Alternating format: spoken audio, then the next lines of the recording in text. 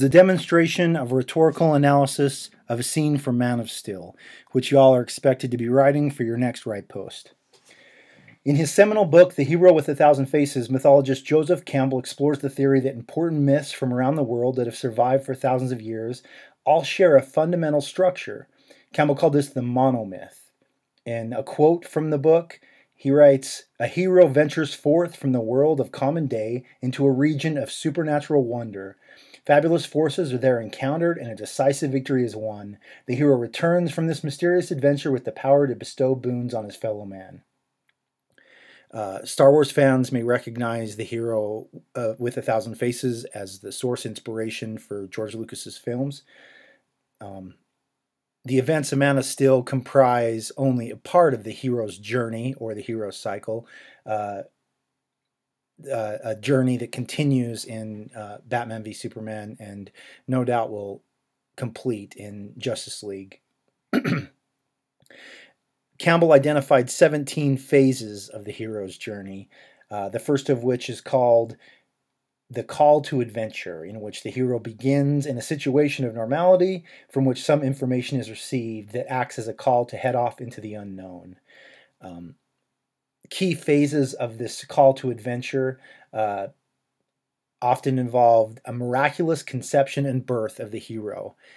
In Man of Steel, we're told that Clark, or Kal-El as he is known on Krypton, is the first natural birth on Krypton in thousands of years. So not only was he born of his mother's womb, but he was conceived through sexual intercourse between his parents, whereas all the other children are grown in Genesis chambers, and we see evidence of this when Jor-El goes to retrieve the Codex, that skull, from the Registry of Citizens, and we see a long plant-like column, and one of the AI machines plucks a fetus that's encased in a sort of a amniotic bubble, and that is how other children are born on Krypton. So already our hero has a birth that is different and special compared to his fellow Kryptonians. Another phase of the first phase, another step of the first phase often involves the initiation of the hero. We see this in the scene, the flashback, when young Clark rescues the school bus and all of his classmates from drowning when the bus careens off of the bridge. He uses his powers. However, Jonathan rebukes him for this, worried about the consequences of the world discovering Clark's powers and the bad things that could happen, or him being taken away from them before he has a chance to sort of mature as a person. He learns of his alien origins. His dad tells him the truth at this point. The hero's journey often also involves a refusal of the call, wherein the hero, whether out of a sense of duty, obligation, fear, insecurity, or inadequacy, at first refuses to heed the call for the hero. In Man of Steel, it's not Clark who refuses to heed the call, but his father's concern that he heeds instead, because his father's worried about the consequences of it. We see this most explicitly in the tornado scene when Clark wants to go and rescue his father, but his father instructs him not to, rather to let his father die rather than prematurely expose his existence to the world. The next phase in the hero's journey is what's called withdrawal from family or community for meditation and preparation. So at whatever point Clark graduates high school, he wanders the world. The film picks up with him working on a boat, and he rescues those men that are trapped on that on the platform from the fire. He's 33, I believe, at this point. So from whenever he moved from his mother's home till then, he's just been wandering, whether seeking the truth of his existence or just attempting to remain anonymous and safe from scrutiny. The fifth step that Campbell identifies is often involves supernatural aid or a mentor. In the Star Wars, this would be when Luke seeks out Yoda for training.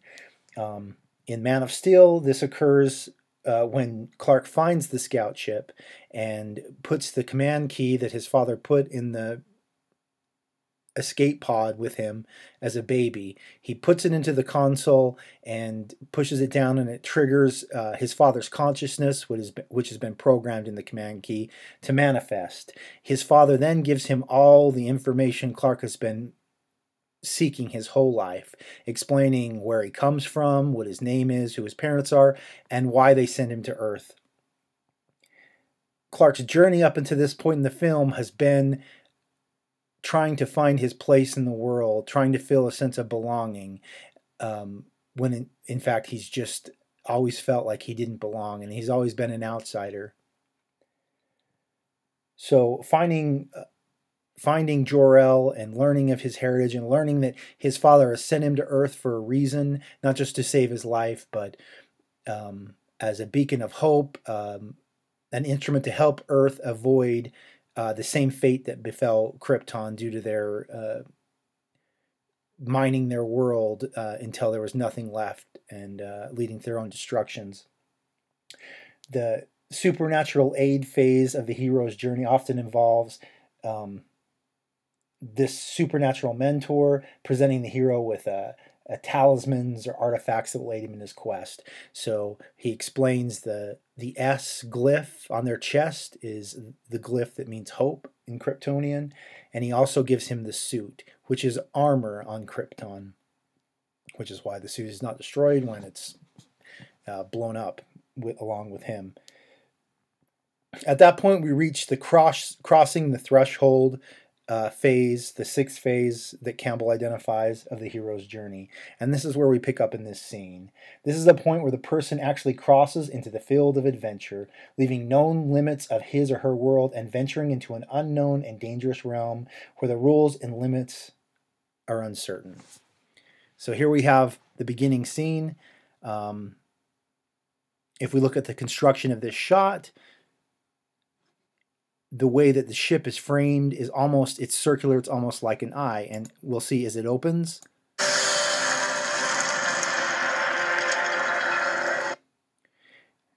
Symbolically, it is an eye. The light is shooting forth, and as the pupil of the eye, we have the silhouette of Clark now in his Superman suit, his Superman armor, technically, moving out into the world. The eye is open. He understands where he comes from. He has been told the purpose for which he was sent to Earth. He spent his youth hiding his powers and not testing them, and now he is emerging out into the world to try and find his place in them, aware of his origins and with a sense of purpose moving forward.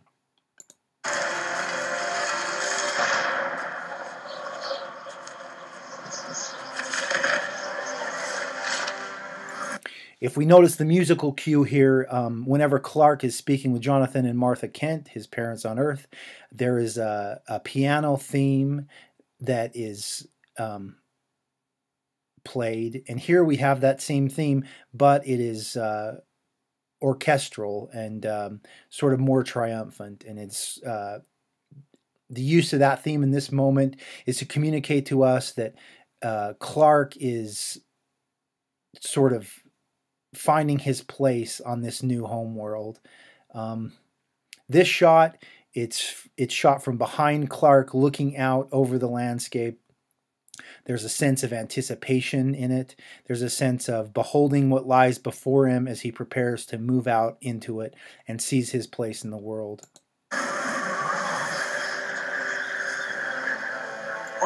In this shot, the earth is sharply focused. We can see the texture in the rocks and the snow. We can see the wind blowing. Clark is blurred in the background as he moves from left to right, from in towards the sun and the light.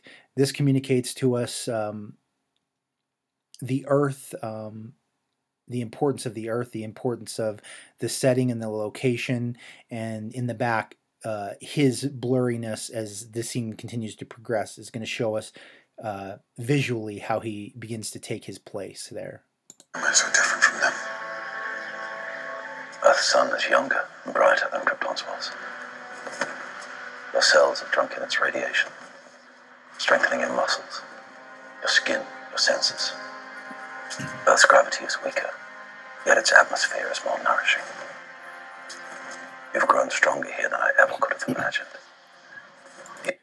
So in the scene, or the shots leading up to this part, we see Clark moving from left to right, moving closer towards the light, towards the sun, his feet on the ground, walking contemplatively, walking with a sense of assurance. His body language is confident, and as he moves here, the voiceover of his father explains why it is that he has the abilities he does, that his particular Kryptonian makeup, in coordination with the physical realities of Earth, have granted him abilities that others do not have.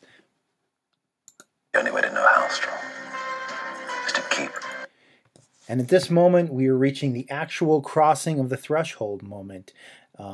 He has been walking up to the threshold at this point. His feet are on the ground. He's feeling like he has a reason to be on Earth and knows who he is. But this is the moment where he's going to move past the known limits of his world. He's going to venture into the unknown. He's literally going to do something that no other creature on this planet can do. Although birds can fly, they have wings and they navigate the winds in the air, whereas he is going to bend the sort of physical realities around him, around his particular, physical makeup. Testing your limits.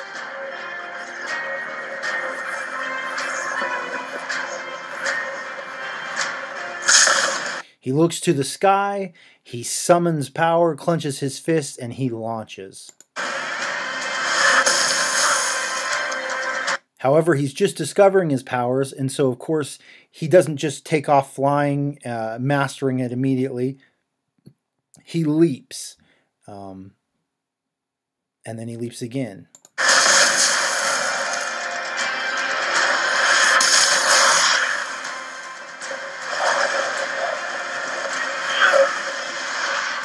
Right there, Clark is breaking another boundary, pushing past another threshold, moving beyond just leaping. He exerts more force and pushes himself to fly. We see him in close-up. We see his face, the joy, the exhilaration on his face as he thinks that he's accomplishing it, that he has broken the barriers that have held him down, and discovering what he is truly capable of.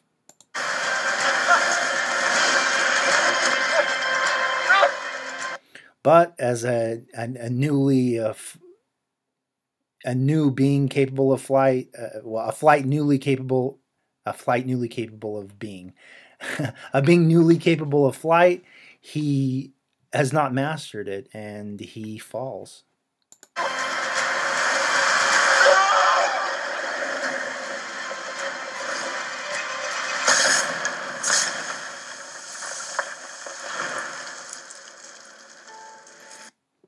Clark strikes into the earth, slams down, breaks off the tip of a mountain, and lands causes a crater landing.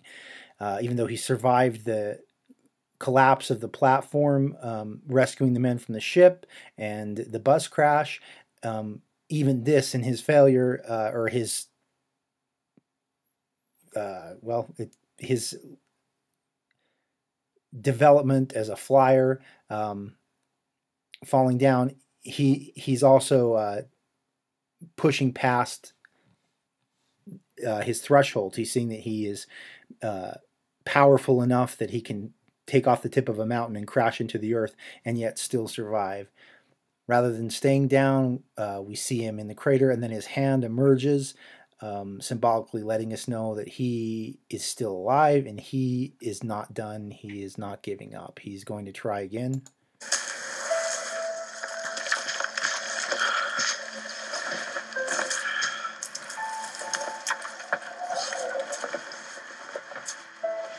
You will give the people of Earth an ideal to strive towards.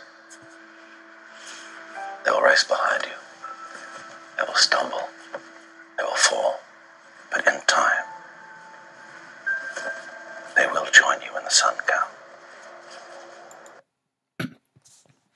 And as he gets up from his failure and moves forward, remembering his father's words, and looks to the sun, we see the sun on his face, and the idea that he can be embraced in this world and be a symbol of hope and light pushes him to try again. In time, you will help them accomplish wonders.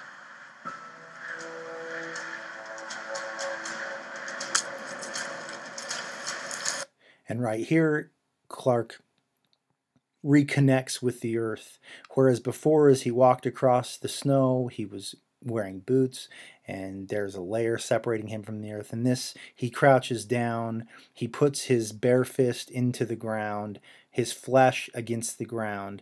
The clenched fist in this particular context it's not a violent symbol, but a symbol of determination.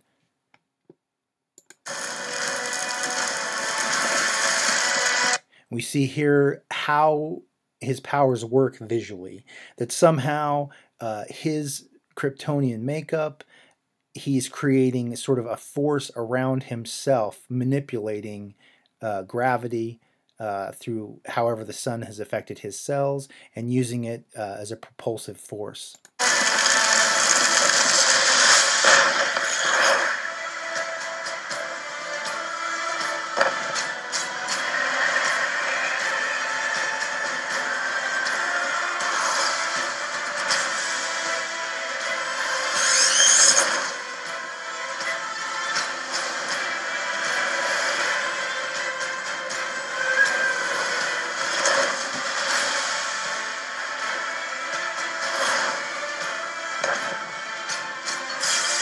And here it is. He can fly. He moves up into the air and the clouds. It's long shots of him as a figure among the landscape, that he belongs in this landscape. His figure does not dominate the shot.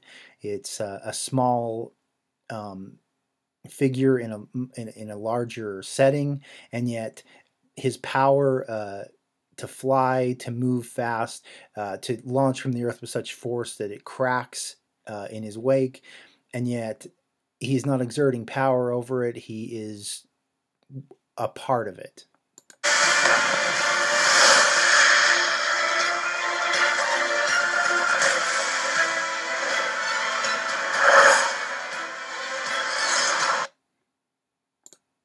So he moves over the snow, over the sea, over the savannah, and now over the canyons. A range of Earth. And of course, it's buffering. Rather than waste time waiting for that, I'll just continue. As Clark goes on, he's going to fly up into the air and pause in mid-flight and look down over the earth as if reflecting that he has a place here. He looks down with fondness, and there is excitement and a sense of respect for the earth and his power. And then he zooms out.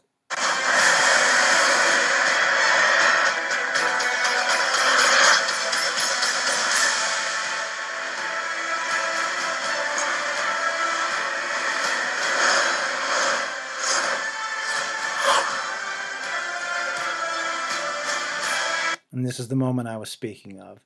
He sort of looks down upon the earth as if beholding, his world.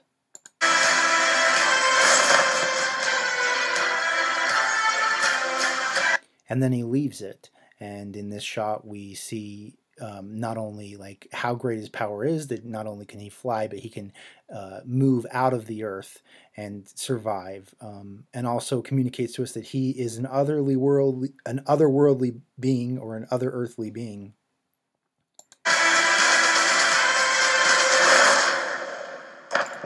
And yet he returns. He circles out, he's testing his limits, he's testing his abilities, but he returns to Earth because it is where he belongs, and he knows this now, and so he can move forward with a sense of purpose and knowledge. So that's a way to analyze the scene. There's a lot more I could have talked about there. A really close analysis of what's happening in the frame, the way that the music is operating in coordination with what is happening moment to moment, performance, his facial performances, the camera movement, and all of those elements can be used to arrive at to construct an argument about what is happening, more than having some really clear thematic point to make. Look closely at what's happening in this scene, take note of what's happening, and try to situate it within context of the film in a way that illuminates the thematics, the emotions that they may be trying to convey.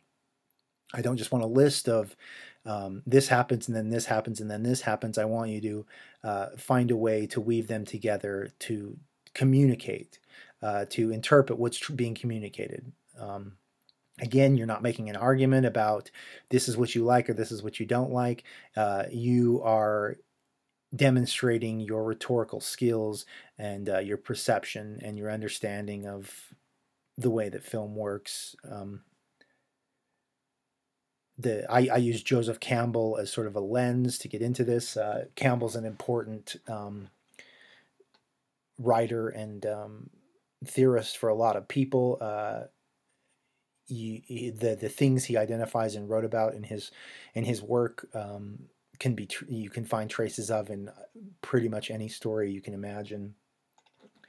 He's also a big influence on director Zack Snyder, so much so in fact that when they created the Kryptonian glyphs, which have actual meanings and comprise their own language, in the Kryptonian set, a quote from Joseph Campbell was inscribed in the walls. A quote that in Batman and Superman, when they redid the Superman armor suit, is inscribed across the S in his chest in the Kryptonian glyphs. And the quote, I'll leave you with the quote, which goes like this.